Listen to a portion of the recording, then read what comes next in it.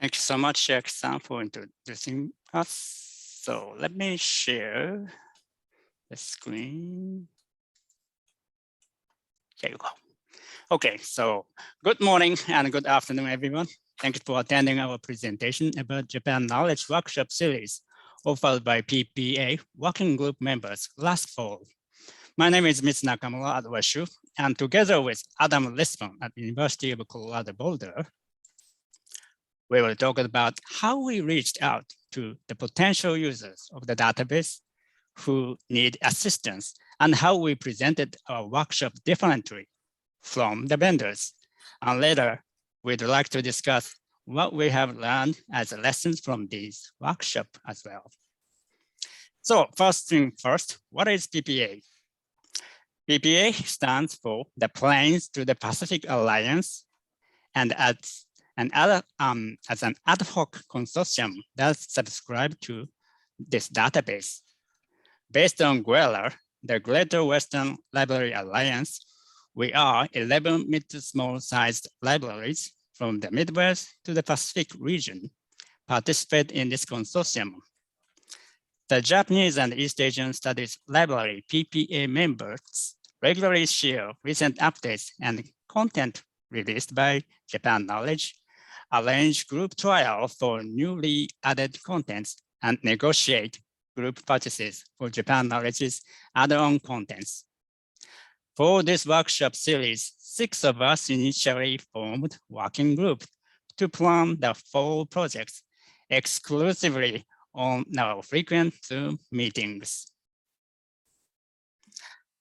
Our members had successful memories of a previous workshop from a decade ago, with an instructor from Japanese vendor traveled through 6 different institutions to conduct in-person workshops. We had just anticipated to repeat the same until COVID hit us all. So after the pandemic forced us to cancel everything we planned, we came up with the ideas that instead of inviting vendor instructors, we librarians offer online workshops to our target users, and here is why. Even through online environment, there is a half-day time difference between East Asia and the US, and the optimum time for US customers is not optimal time for US customers, not always the best time for instructors in Japan. Furthermore, some vendors' instructors are not comfortable to provide a workshop in English. Instead, we asked the vendors to provide custom-made webinars for 2 evenings to train the PPA librarians as the trainers for our own workshops. In this way, PPA librarians can take part in their preferred paths since we are mixed of English and Japanese native speakers. We also needed to figure out who would be our main target as audience. Since we offer online workshop series, it is no longer necessary to limit them within PPA member institutions. So among non-affiliated institutions, we focus to reach out to potential Japan Knowledge users who do not have access to Japanese studies librarians at their institutions. If your communities have you, they are in good hands. Yet all others who don't have such privilege need to be reached out for their own necessities in research. Thus, we try to promote this workshop series to, number 1, Japan Knowledge subscribing institutions, number 2, not yet subscribing institutions, and number 3, all individual researchers around the world. Of course, these were made possible through generous trial offers by the vendors, as well as an optimum cooperation with NCC, the North American Coordinating Council on Japanese Library Resources, in the fields of promotion and archiving. While we PPA members are responsible for direct PR through listservs and emails, including to the ones we assumed to be the staff in charge, Paul Curtis, Digital Media Manager at NCC, helped us to spread the information through official NCC social media channels, as well as other web platforms whose members might be interested in this workshop series. I will return to archiving at NCC websites later, and now Adam takes over to explain the actual process of designing workshops. Thank you, Mitsu.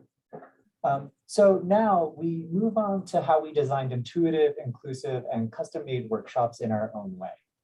What really helped create the introductory workshop was harnessing our own passion and knowledge about getting through our daily work, the communities we serve, and our fellow librarians. For the advanced workshops, we reached out to research professor colleagues about the interesting projects we knew they were doing. And Mitsu, next slide, please. First, for my own research, I don't use Japan knowledge a lot, so this presentation was a reason to deep dive into its features. Second, rehearsals for the introductory workshop were extremely important because we had multiple ideas about how to present. Early rehearsals let us make many changes to the contents.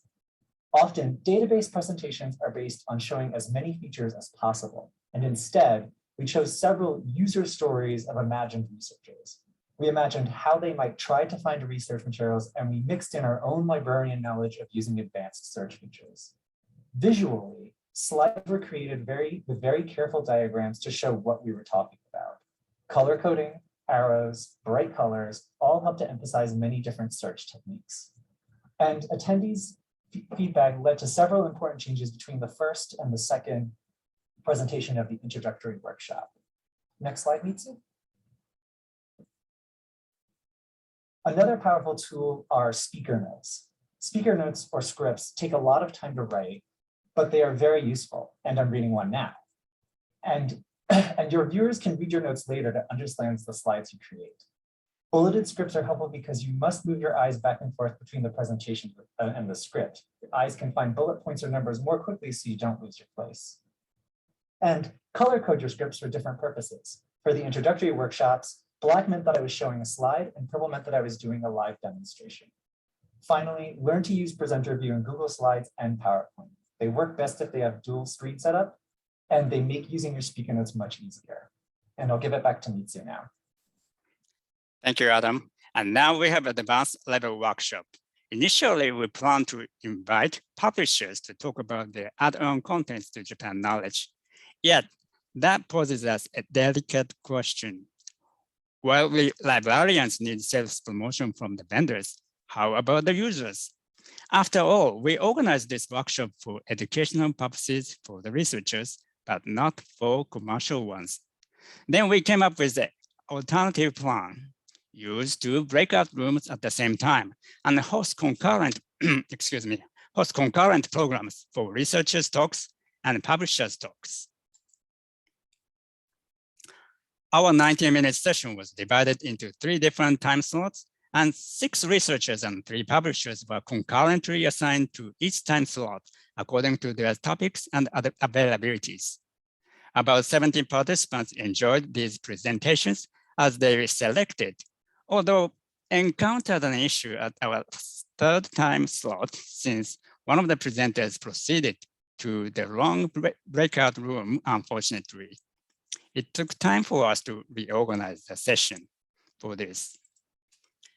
In addition to breakout room issues, we realized not every workshop is available for archiving with video images due to copyright-related issues. After Tsuyoshi-san successfully uploaded video images from introductory sessions on NCC website, I was responsible for PR and sending out these latest notices as well. But how should I update such last-minute changes more precisely and effectively? These were just some examples for what I have learned from these workshops. While PPA working members love to listen to more opinions and suggestions from you today. Thank you so much for listening to this presentation. Here I have added a link to our introduction level workshop video on NCC website. Also, if you want to learn more, please read our report published in the latest issue of CEAL. Thank you so much.